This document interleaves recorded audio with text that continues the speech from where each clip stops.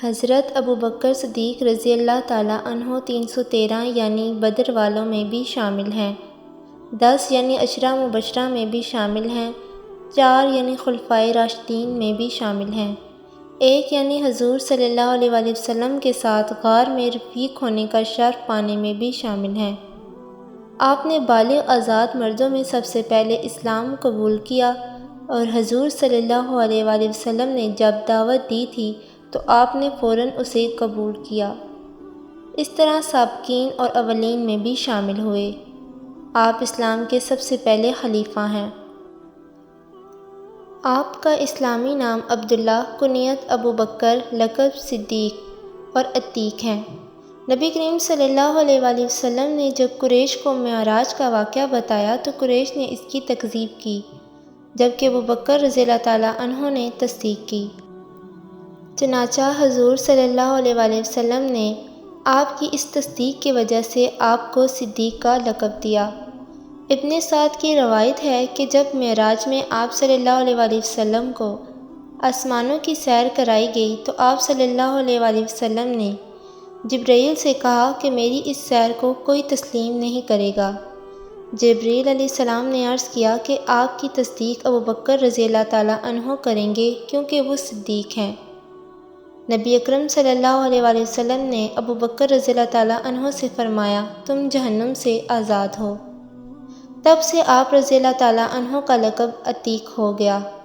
آپ رضی اللہ تعالیٰ عنہ حضور اکرم صلی اللہ علیہ وآلہ وسلم سے تقریباً 2 سال کچھ مہینے چھوٹے تھے۔ آپ کا سارا گھرانہ مسلمان ہو گیا۔ والد ابو قحافہ فتح مکہ کے موقع پر ایمان لے آئے۔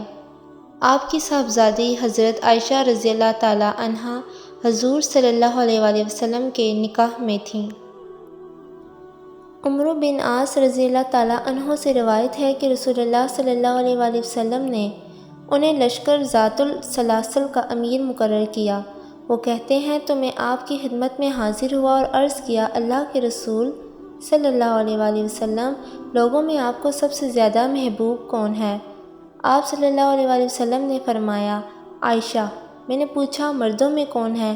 آپ نے فرمایا ان کے باپ۔ عشرہ مبشرہ میں سے 5 آدمی حضرت عثمان بن عفان، زبیر بن عوام، طلحہ بن عبید اللہ، سعد بن ابی وقاص اور عبد الرحمن بن عوف آپ کی دعوت و ترغیب پر اسلام لائے۔ حضرت بلال رضی اللہ تعالیٰ عنہ کو بھی آپ ہی نے خرید کر آزاد کرایا۔ ہجرت کے سفر کے دوران نبی اکرم صلی اللہ علیہ وآلہ وسلم اور حضرت ابو بکر صدیق رضی اللہ تعالیٰ عنہ جب غار ثور پر پہنچے تو ابو بکر رضی اللہ تعالیٰ عنہ نے آپ صلی اللہ علیہ وآلہ وسلم کو باہر رکنے کے لیے کہا اور خود غار میں داخل ہوئے۔ اپنے کپڑے جو خود پہنے ہوئے تھے انہیں ٹکڑے ٹکڑے کیا، غار کو صاف کیا اور جو سوراخ تھے انہیں بند کیا۔ ایک سوراخ رہ گیا تو اس میں اپنے پاؤں کی ایڑی کو رکھ دیا اور سید عالم صلی اللہ علیہ وآلہ وسلم کی خدمت میں عرض کی کہ حضور اندر تشریف لے آئیے۔ جب رحمت عالم صلی اللہ علیہ وآلہ وسلم غار میں داخل ہوئے تو ابو بکر صدیق رضی اللہ تعالیٰ عنہ کی گود میں سر مبارک رکھ کر سو گئے۔ آپ نے جس سوراخ پر ایڑی رکھی تھی اس سوراخ میں سے ایک سانپ نے بار بار کاٹنا شروع کیا، مگر آپ نے اس خیال سے پاؤں نہیں ہٹایا کہ رحمت عالم صلی اللہ علیہ وآلہ وسلم کی نیند خراب نہ ہو اور ان کے آرام میں خلل نہ ہو۔ لیکن جب آنسوؤں کے چند قطرے رسول اللہ صلی اللہ علیہ وآلہ وسلم کے رخسار پر پڑے تو آپ صلی اللہ علیہ وآلہ وسلم بیدار ہو گئے اور پوچھا ابو بکر کیا ہوا؟ عرض کیا یا رسول اللہ صلی اللہ علیہ وآلہ وسلم سانپ نے کاٹ لیا ہے۔ یہ سن کر حضور صلی اللہ علیہ وآلہ وسلم نے زخم پر اپنا لعاب دہن لگایا تو سارا درد دور ہو گیا۔ قرآن کریم کی کئی آیات اور احادیث آپ رضی اللہ تعالیٰ عنہ کے متعلق ہیں اور جن سے آپ رضی اللہ تعالیٰ عنہ کی شان کا اظہار ہوتا ہے۔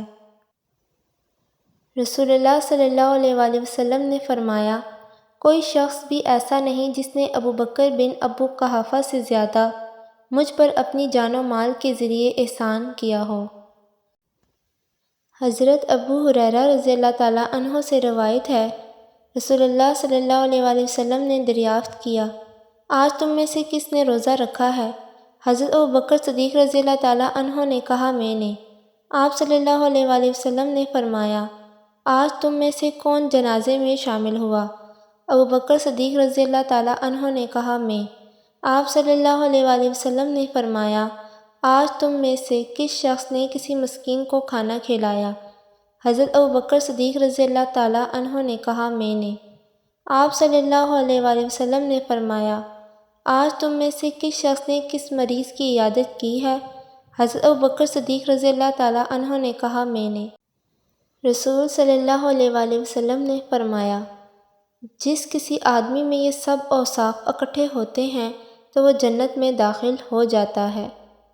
نبی اکرم صلی اللہ علیہ وآلہ وسلم نے اپنی زندگی میں ہی فرمایا کہ ابوبکر سے کہو کہ وہ لوگوں کو نماز پڑھائیں۔ حضرت ابوبکر صدیق رضی اللہ تعالیٰ عنہ نے اسلام کی خاطر اپنا سب کچھ قربان کر دیا، جو تھا لا کر حضور صلی اللہ علیہ وآلہ وسلم کی خدمت میں پیش کر دیا۔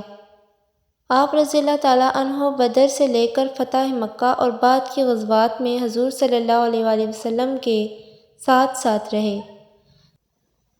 جب آپ صلی اللہ علیہ وآلہ وسلم اس دنیا سے تشریف لے گئے تو آپ رضی اللہ تعالیٰ عنہ نے امت کو سنبھالا، مسائل کو حل کیا، فتنوں کا قلہ کما کیا، منکرین زکوٰۃ اور نبوت کے جھوٹے دیوداروں کے خلاف اعلان جنگ کیا، کئی لشکر جہاد کے لیے بھیجے۔ آپ رضی اللہ تعالیٰ عنہ کے تقریباً 2 سالہ دور میں بہت ساری اسلامی فتوحات ہوئیں۔ آپ رضی اللہ تعالیٰ عنہ کی 22 جمادی الثانی 13 ہجری کو 63 سال کی عمر میں وفات ہوئی۔ آپ کو یہ شرف بھی نصیب ہوا کہ آپ رضی اللہ تعالیٰ عنہ کی قبر مبارک حضور صلی اللہ علیہ وآلہ وسلم کی قبر مبارک کے ساتھ گنبد خضرا میں بنی۔